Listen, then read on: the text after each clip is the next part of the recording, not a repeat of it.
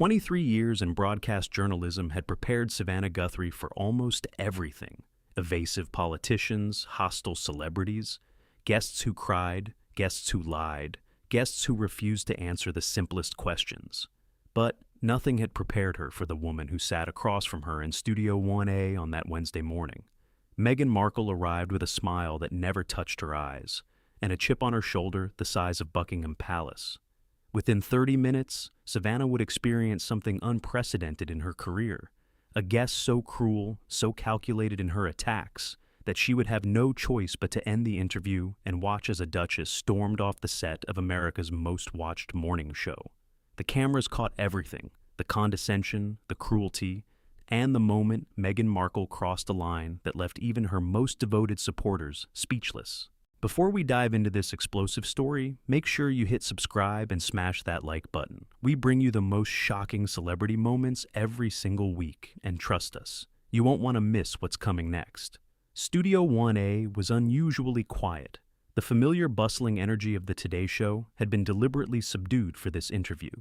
No live audience, no co-hosts wandering through shots, just two women seated across from each other in carefully positioned chairs, surrounded by soft lighting and muted colors.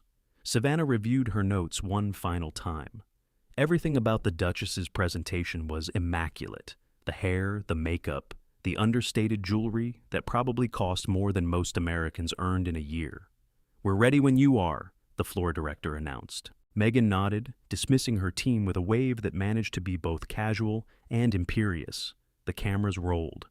"Meghan, thank you so much for being here," Savannah began, her voice carrying the warm professionalism that had defined her career. "I know you've been selective about your media appearances, so we really appreciate you choosing today." Meghan's smile was immediate and practiced. "Thank you for having me, Savannah. Though I have to say, selective makes it sound like I'm being difficult. I prefer intentional." "Fair enough. Intentional then." Savannah smiled, trying to establish a rapport. "So let's start with where you are right now. You've been in California for several years. How's life in Montecito?" Meghan tilted her head in a way that somehow managed to convey that the question was beneath her. "Life is life, Savannah. I don't really define my existence by geography. Montecito is where we live. It's not who we are." "Of course, I just meant—" "I know what you meant." Meghan's interruption was smooth but pointed. "You want me to talk about the sunshine and the farmers' markets and how different it is from dreary England. That's the narrative, isn't it? The American girl who went to the palace and came home to California." Savannah paused, recalibrating. "I wasn't looking for any particular narrative. I was just asking how you're doing." "I'm doing fine, better than fine. I'm thriving, actually, despite everything that's been thrown at us." "I'm glad to hear that." Savannah consulted her notes briefly. "You've been working on several projects, the foundation, the podcast, various business ventures. What are you most excited about right now?" Meghan sighed, a small sound that carried enormous weight. "You know, I get asked that question a lot, and it always strikes me as reductive. What are you most excited about? As if my work can be ranked like a top 10 list. Everything I do is important. Everything has value." "I didn't mean to suggest otherwise. I just thought our viewers might like to hear about something specific." "Your viewers." Meghan repeated the phrase with subtle emphasis. "Right. Well, if they want specifics, they can visit our website. I'm here to have a conversation, not deliver talking points." Savannah felt the first flicker of awareness that this interview would not be easy. "Okay, let's try a different approach. You've been very open about the challenges you faced during your time in the UK. How do you reflect on that period now, with some distance?" Meghan's expression hardened almost imperceptibly. "I reflect on it as a period of survival. I did what I had to do to protect myself and my family. Any reflection beyond that feels like asking a trauma survivor to relive their trauma for public consumption." "I'm not asking you to relive anything. I'm asking how you've processed the experience." "I've processed it with therapy, with support from my husband, with the knowledge that leaving was the right choice. I don't need to process it publicly as well." "Then why agree to interviews at all? If you don't want to discuss your experiences—" "I want to discuss them on my terms," Meghan cut in sharply. "There's a difference between sharing your story and being interrogated about it." Savannah's professional smile remained in place, but something cooled in her eyes. I haven't interrogated you, Meghan. I've asked 3 questions about your life in California, your work, and your experiences in the UK, all topics that were pre-approved by your team. The topics were approved, the framing wasn't. What framing would you prefer? Meghan leaned back, studying Savannah with an expression that bordered on contemptuous. I would prefer questions that don't assume I have something to explain, questions that don't position me as someone who needs to justify her existence. I haven't asked you to justify anything. Not explicitly, but it's there, in the tone, the word choices. How do you reflect? How have you processed? As if I'm damaged goods that need to account for themselves. Savannah took a breath, her patience being tested but her composure holding. Meghan, I've conducted thousands of interviews. I've spoken to people who've survived unimaginable things. Asking how someone reflects on difficult experiences isn't accusatory. It's human. Maybe. Or maybe it's what journalists do when they want emotional content. Get the subject to cry, to reveal vulnerability, and then package it for ratings. That's a very cynical view of journalism. It's a realistic view. I've seen how the sausage is made, Savannah. I know what happens after these interviews air. I can only control how I conduct myself, and I've been nothing but respectful. Meghan smiled, but there was no warmth in it. Respectful. That's an interesting word. Let me ask you something, Savannah. Why did you want this interview? The question caught Savannah slightly off guard. Because you're a person of significant public interest. Because your story is compelling. Because I thought our viewers would appreciate hearing from you directly.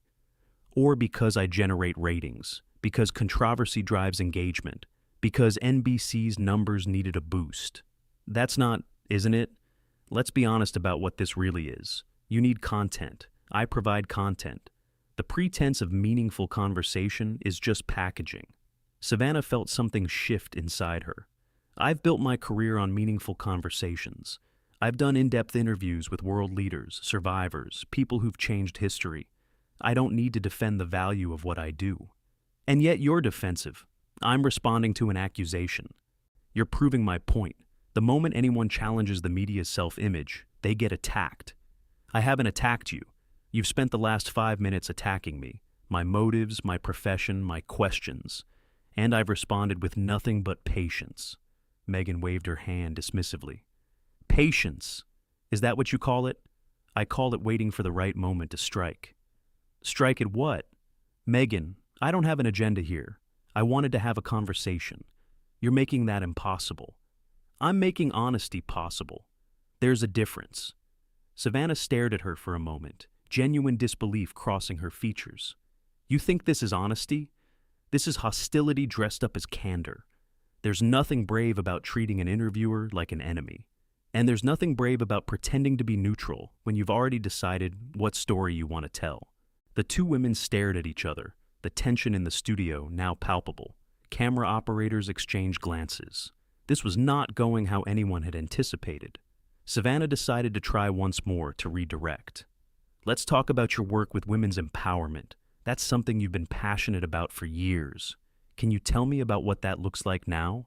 Meghan seemed to consider whether to continue the confrontation or accept the olive branch. She chose a middle path. Women's empowerment looks like challenging systems that aren't designed for our success. It looks like speaking up even when you're punished for it. It looks like refusing to be diminished by people who have a vested interest in keeping you small. That's inspiring. Can you give me a specific example of work you've done in that space? Why do you need specifics? Can't you just accept that the work is being done? Savannah's patience showed visible cracks. Specifics help people understand what you're actually accomplishing. Generalities can mean anything. And specifics can be picked apart. Every program gets scrutinized. Every number gets questioned.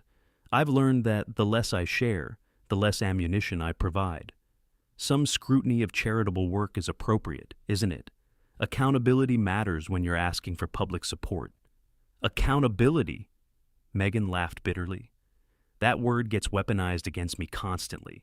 I'm supposed to be accountable for every dollar, every decision, every breath I take, while the people attacking me face no accountability at all. I think many public figures face scrutiny. It's part of the deal. But not equal scrutiny, I face more than most. And we both know why. Savannah navigated carefully. Are you suggesting the scrutiny you face is racially motivated? I'm suggesting it's motivated by a lot of things: race, gender, the threat I represent to certain power structures. But yes, race is part of it. I see that you've faced unfair treatment. I also see that you've made choices that generated criticism separate from any racial bias, such as the Oprah interview, for example. Some people felt that airing family grievances publicly was inappropriate regardless of what those grievances were. So I should have stayed silent, let lies stand unchallenged? I'm not saying that. I'm saying that not all criticism of your choices is racist. I never said all criticism is racist. I said race is a factor. You're the one who made it binary. Savannah paused. Meghan had a point. Fair enough. I apologize for the mischaracterization. Thank you. The acknowledgement was curt, barely gracious. Can we get back to your work? I genuinely want to understand what you're building. What I'm building is a life outside the system that tried to destroy me. What I'm building is platforms for voices that don't usually get heard. But I'm not going to give you a line-item breakdown that can be picked apart. The work might speak for itself to people who already support you, but for people who don't know you, specifics would help them understand. Maybe I'm not trying to reach people who don't already know me. Savannah blinked. But you're on the Today Show. Millions of people are watching who don't follow your work closely. This is your chance to reach them. My chance? Meghan's voice sharpened. You make it sound like you're doing me a favor, like I should be grateful for the opportunity to explain myself to your audience. I didn't mean it that way. It sounded that way. It always sounds that way. We're giving you a platform. We're letting you tell your side. You should be thankful. I'm tired of being expected to feel gratitude for the privilege of being scrutinized. Meghan's eyes narrowed, and something shifted in her expression, something colder, more calculating. Let me tell you something, Savannah. I've learned to read people, and what I read from you is someone who's performing fairness while actually judging me. You're projecting. Am I? Let's talk about you for a moment. Let's talk about what you actually do. You sit in that chair every morning, asking questions designed to make people reveal themselves. You call it journalism. I call it performance. I don't see interviews as performance. Of course you do. You wrap exploitation in empathy, but it's still exploitation. You take people's stories, their pain, their struggles, and you turn them into segments. Savannah's jaw tightened. I have dedicated my life to telling important stories, stories that matter. Stories that help your career, Meghan corrected. Every interview you do, every exclusive you land, it all serves you. Your reputation, your brand. I don't have to sit here and be attacked for doing my job. Meghan leaned forward, her eyes glittering with something cruel. Speaking of stories and pain, I've done my research on you, Savannah. Your mother, Nancy. She disappeared in 2020, didn't she? Vanished without a trace. The studio went deathly quiet. Savannah's face drained of color. How does it feel, Meghan continued, her voice soft and poisonous, to have your family tragedy become public property, to have people speculate about what happened? That must be difficult. She paused, letting the words sink in. But then again, you've made quite the story out of it, haven't you? The brave journalist carrying on despite personal heartbreak. Very compelling television, very good for ratings. Savannah sat frozen, her hands trembling slightly. When she spoke, her voice was barely above a whisper. My mother's disappearance is not a subject for this interview. Why not? You've asked me about my family, about my trauma, about my pain. But when the spotlight turns on you, suddenly there are boundaries. Meghan smiled coldly. How convenient. How very convenient. Savannah took a long breath, visibly steadying herself. There's a difference between asking someone about choices they have made publicly and weaponizing a personal tragedy to attack someone. Is there? Because from where I'm sitting, you've been weaponizing my experiences for the last 20 minutes. I've been asking questions. You've just made it personal in a way that... Savannah paused, composing herself with visible effort. I'm not going to engage with cruelty, Meghan. That's not what I do. Cruelty? I'm simply applying your own standards. You want to discuss painful topics? Fine. Let's discuss them all. Or does that only apply to me? Savannah looked directly at Meghan, something hardening in her expression, despite the pain behind her eyes. You know what the difference is? I've never used my mother's disappearance to attack someone. I've never weaponized it to win an argument or deflect from questions I couldn't answer.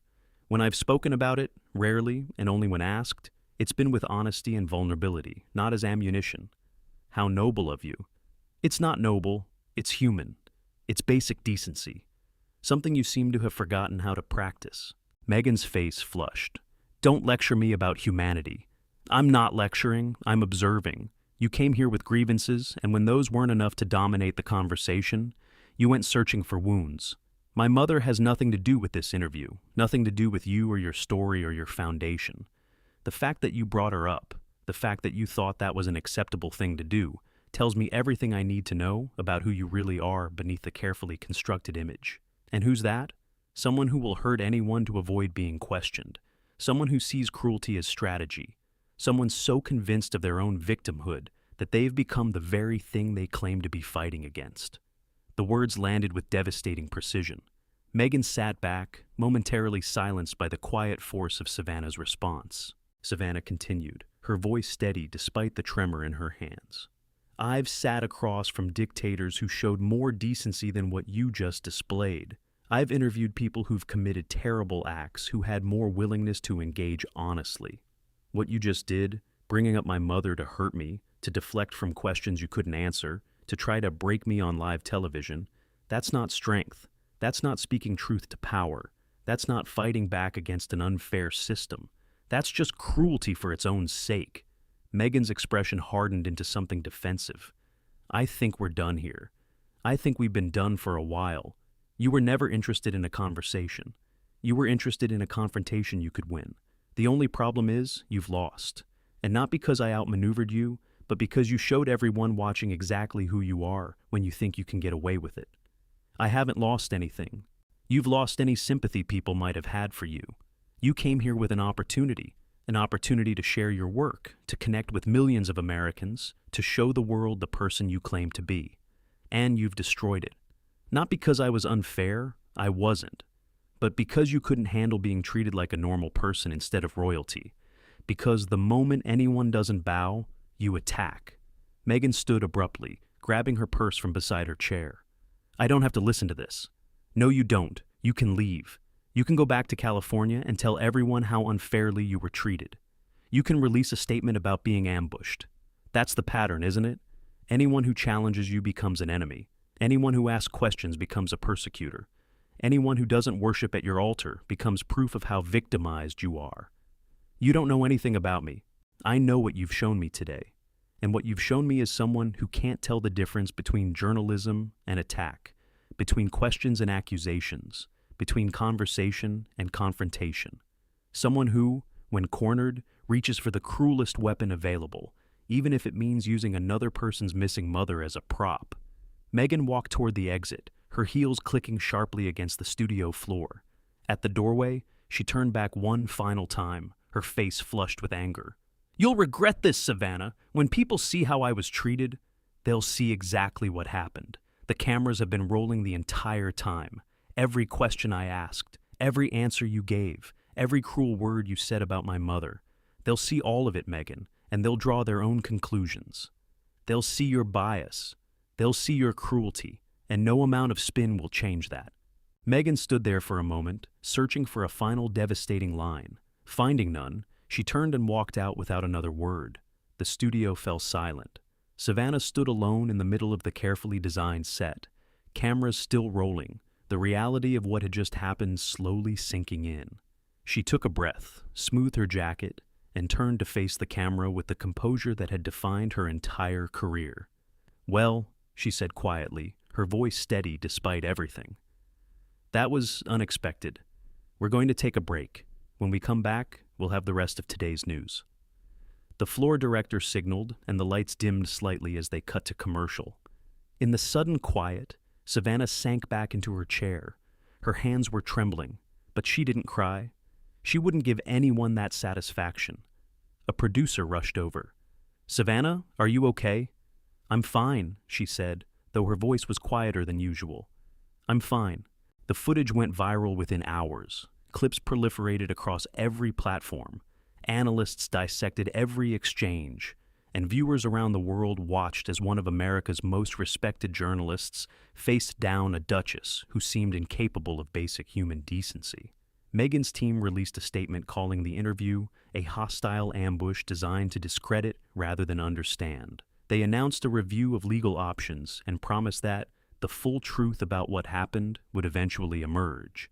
Savannah's response was brief and devastating. The full, unedited interview is available for anyone who wants to see what actually happened. I asked questions. She attacked my family. Everyone can judge for themselves. Public opinion was overwhelmingly on Savannah's side. She had been patient. She had been professional. She had given every opportunity for genuine engagement. And when Meghan crossed the line, that unforgivable line about Savannah's missing mother, she had responded with the kind of quiet dignity that made the cruelty even more apparent by contrast. The interview lasted 28 minutes. Its impact would last far longer, and somewhere in Montecito, a duchess was learning what millions had already figured out: that cruelty has consequences, that cameras don't lie, and that some lines, once crossed, can never be uncrossed. What do you think? Was Savannah right to end the interview? Did Meghan cross an unforgivable line? Drop your thoughts in the comments below.